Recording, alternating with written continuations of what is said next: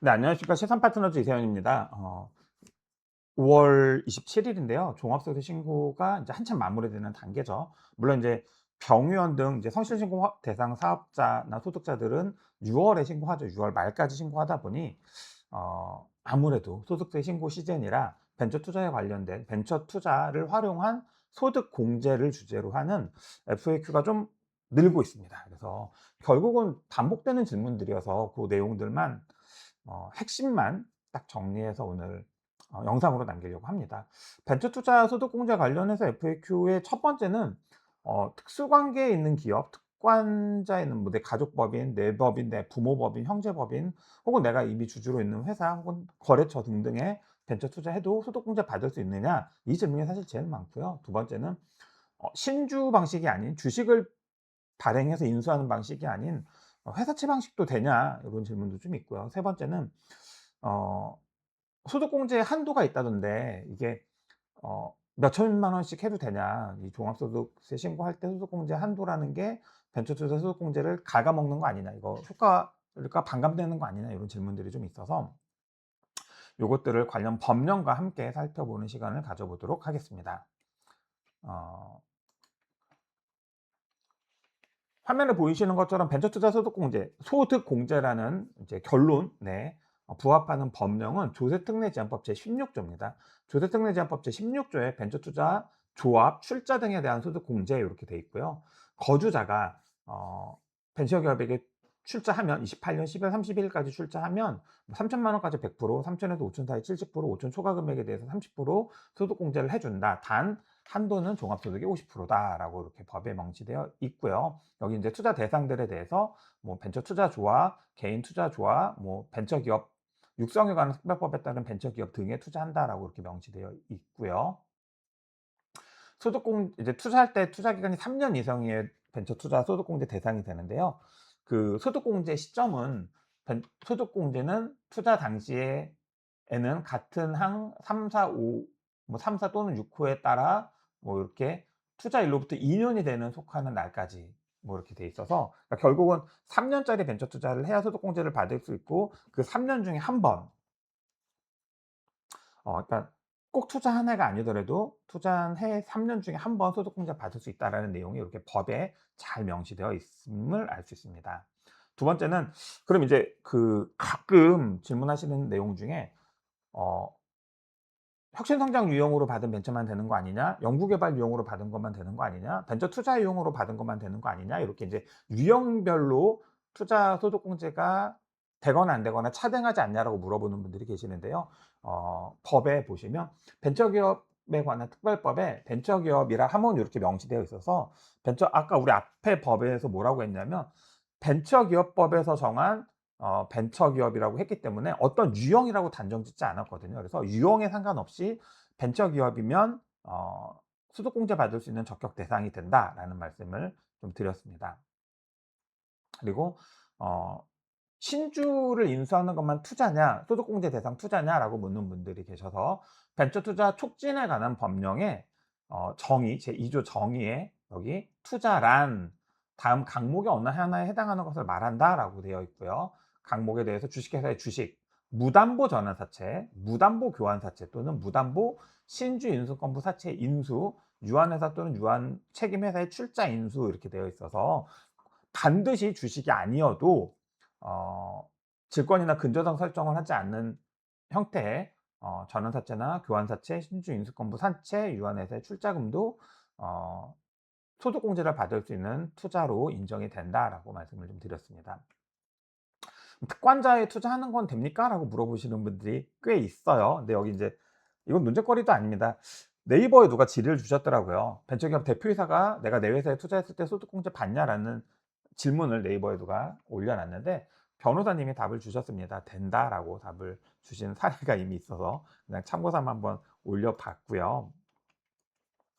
관련해서 인제 국세청에 질의한 내용에 보면 "벤처투자 소득공제가 특관자의 경우도 적용되냐?"라는 질문에 대해서 어 국세청에서 "된다."라고 답을 주셨고요. 중기청에서도 벤처기업과 특관자 여부에 대해서 "벤처기업의 특관자도 소득공제 받을 수 있는 것으로 해석된다."라고 답을 줬습니다. 어 예전에 기재부에서도 벤처기업에 투자하면 벤처기업에 대한 소득공제라는 제도는 벤처기업의 투자를 원활하게 하기 위한 인센티브 제도이기 때문에 특권자여도 소득공제 받을 수 있다라고 기재부에서도 예전에 답을 줬고요. 최근에 나온 국세청 FAQ의 질의에도 어 내가 벤처기업의 대표이사인데 내가 이 회사에 이미 들어가 있는 가수금으로 이 회사에서 내가 받을 채권으로 출자 전환해서 소득공제 받아도 되냐라는 질문에 "된다."라고. 그러니까 채권으로도 되는데 내가 이 회사에 넣은 가수금으로도 된다라고 이미 답이 나왔기 때문에, 자, 벤처기업의 특권자는 소득공제를 받을 수 있느냐? 벤처기업의 특권자는 내가 특권자 관계에 있는 회사에 투자하고도 소득공제를 받을 수 있느냐라는 질문에 대해서 "된다."라고 답을 드렸습니다. 다만 이제 벤처 투자 관련해서 행위 제한 요소들이 좀 있긴 있습니다. 특히 인제 우리가 벤처 투자 유형으로 개인 투자 조합을 만들어서 진행하게 되는 경우들이 가끔 있는데요. 유의하셔야 되는 게, 개인 투자 조합도 벤처 투자, 앞에서 설명드린 벤처 투자에 관련된 법령 시행령에 개인 투자 조합의 업무 집행 조건 GP는 요런 행위 제한이 있다라고 되어 있고요. 거기에 이제 "특권자에 투자하지 말라. 특수관계에 있는 기업에 투자하지 말아라.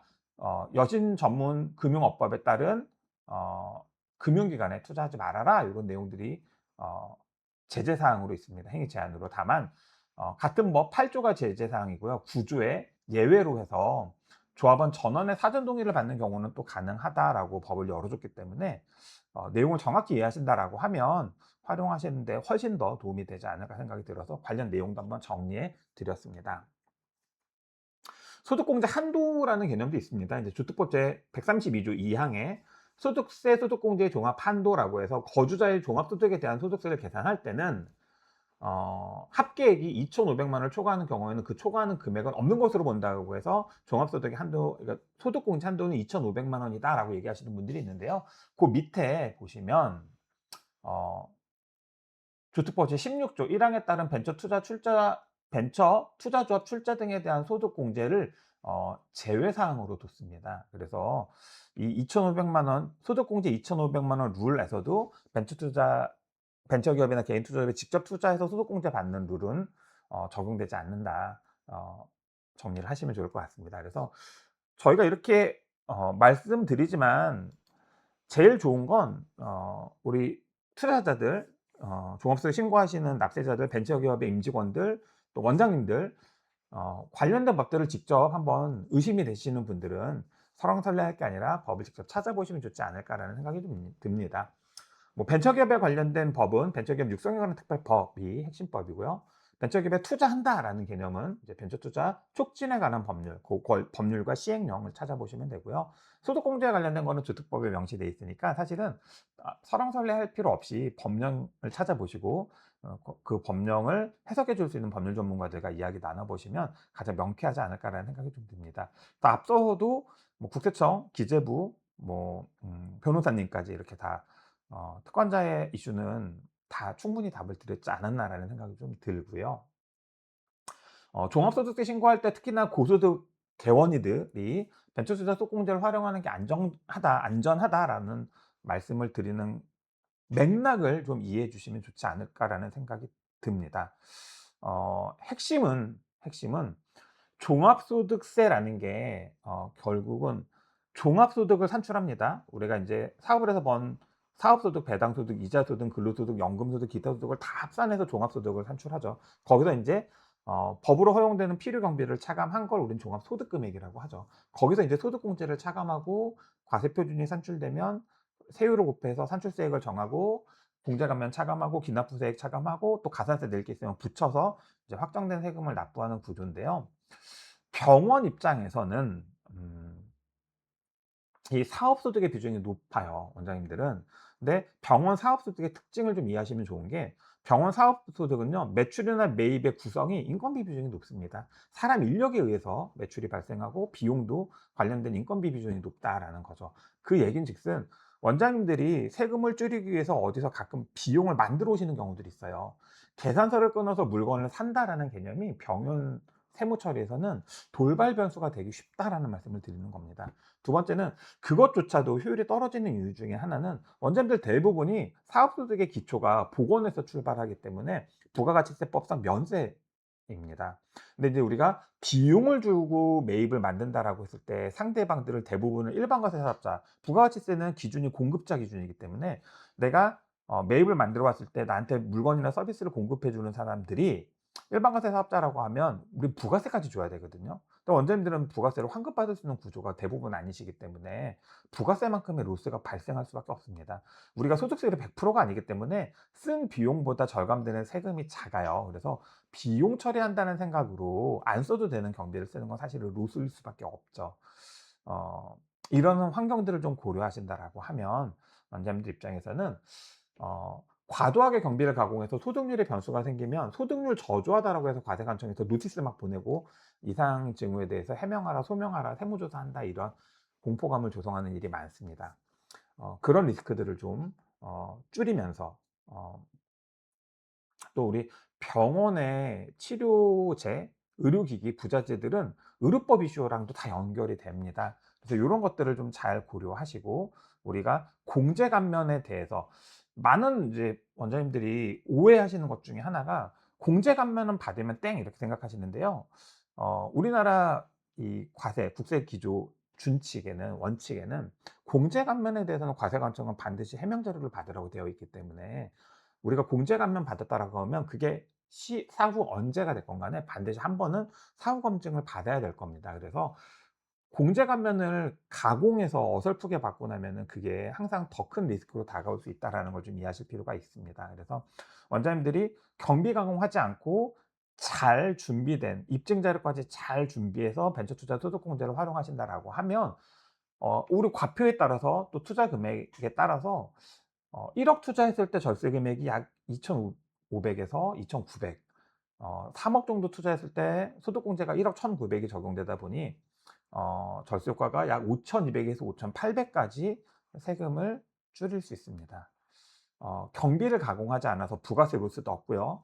소득률에도 영향을 주지 않고 의료기기나 치료제들의 이슈가 아니기 때문에 의료법과도 완전히 동떨어져 있는 어 체계적이고 안정적인 절세 플랜으로 원장님들이 벤처투자 소득공제를 활용하시길 권장드리는 가장 큰 이유다라고 말씀을 좀 드립니다.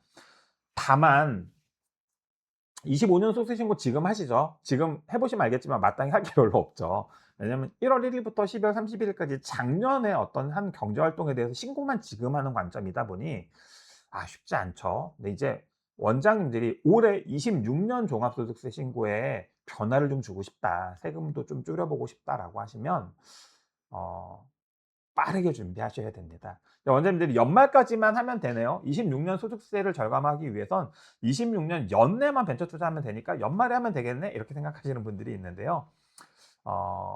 이 기업을 만들고 개인 투자 조합을 결성 등록하는 데 들어가는 소요 기간이 생각보다 깁니다. 두 번째는 벤처기업으로 내가 신청하면 뚝딱 나오는 게 아니기 때문에 벤처기업으로 심사받기 위한 준비 과정과 심사 기간도 생각보다 깁니다. "개인 투자자원 만들고 벤처 투자하려고 봤더니 연말에 돈이 없습니다." 이렇게 얘기하시는 분들이 많은데요. 잘 생각해 보시면 원장님들 돈이 목돈이 갑자기 생기는 일이 흔치 않아요. 우리 하반기에 계속 세금 내고 건보료 내는 이슈들이 질비하게 나오거든요. 그래서 결과적으로 놓고 보면 원장님 법인 만드는 소요 기간, 등기치고 사업자 등록하는데도 보통 1-2주 걸립니다. 만약에 우리가 사업자 등록에 의료기기 유통 제조업을 추가하려고 하면 또 그거 의료기기 신고 허가 받는데 소요 기간이 2-3 달은 들어갈 겁니다. 개인 투자자 결성하는데 통상 2달 걸립니다. 벤처기업 심사하는데 30일 이상 걸리고요. 그러면 합산하면 적어도 서너 달은 걸립니다. 이게 연말에 가면 수요가 다 몰리기 때문에 소요 기간은 훨씬 더 길어질 수 있고요. 연말에 벤처 투자 생각보다 언제든 해 보시면 알겠지만 연말이 돈이 생기는 시즌보다 있는 돈으로 세금 내기 바쁜 시즌이기 때문에 어 연말에 벤처 투자하는 거 생각보다 어렵습니다. 합리적으로 하시려고 하면 최단 시간 안에 지금부터 개인 투자자원 만들어서 벤처 기업까지 만들어내는 공정을 좀 밟으실 필요가 있고요. 만들어지고 나서 요 남은 서너 달 동안에 분산해서 한 번에 3-4억 벤처 투자하기 쉽지 않으세요. 한 달에 3-4천, 한 달에 5-6천, 한 달에 1-2억 이렇게 해서 여러 번에 걸쳐서 벤처 투자하시고 그 투자받은 벤처 법인으로 경제 활동하시는 방법에 대해서 고민하시면 합리적인 대안이 되지 않을까 생각해서 제안해 봅니다. 26년 종합소득세 신고에 세금 부담을 좀 줄일 수 있는 임팩트 있는 변화를 기도하고 싶다 하면 지금 벤처 가족법인 빠르게 준비하셔서 분산해서 여러 번 나눠서 벤처 투자하셔서 합리적인 소득공제 절세 전략을 연내 실현하셨으면 좋겠습니다. 지금도 5월 달 되니깐요. "투정에서 발급이 밀린다." 이렇게 투정에서 발급을 안내하는 사이트 기관에서 "업무가 지연되고 있다. 재촉 좀 하지 마라." 이렇게 공고를 띄울 정도입니다. 연말 되면 훨씬 더 심각해질 겁니다. 미리미리 준비하셔서 안전하게 절세 도모하셨으면 좋겠고요. 영상 말미에 광고 하나 하겠습니다. 저희가 오랜만에 6월 달에 부산에서 강의를 좀 합니다.